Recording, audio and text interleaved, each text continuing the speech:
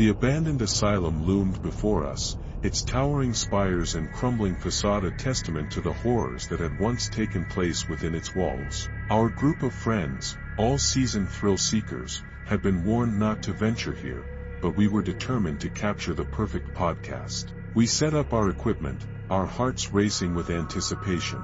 Alex, our host, began to speak, his voice steady despite the nervous energy that seemed to crackle through the air. "Welcome to Beyond the Veil," he said. "Tonight, we're exploring the infamous Ravenswood Asylum, where rumors of paranormal activity have been circulating for decades." As we began to record, strange things started to happen. The equipment malfunctioned, and we heard strange noises in the background. At first, we thought it was just the wind or the old building settling, but then we started to hear whispers. "What's going on?" Alex asked, looking around nervously.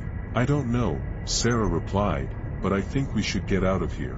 But we were all too invested in the podcast to leave now.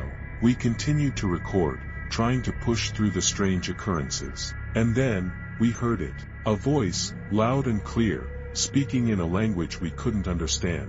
We were all shocked, and our hearts were racing. "What was that?" Emily asked, her voice trembling. "I don't know," Jake replied, "but I think we should get out of here, now." But it was too late. The voice spoke again, this time in English. "Welcome to my home," it said. We were paralyzed with fear, unable to move or speak. And then, the lights went out. As the lights flickered back to life, we were met with a sight that made our blood run cold. The walls were covered in strange symbols, etched into the paint in a language we couldn't understand.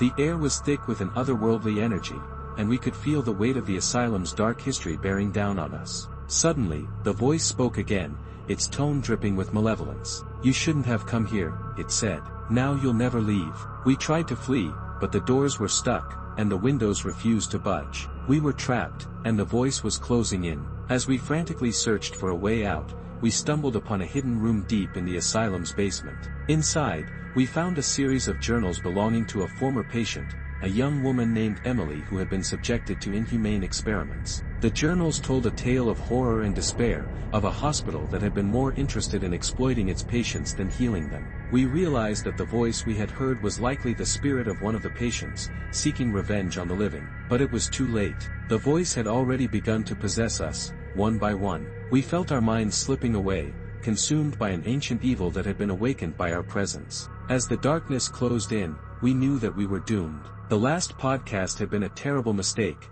and now we were paying the price. The final recording captured our screams as we succumbed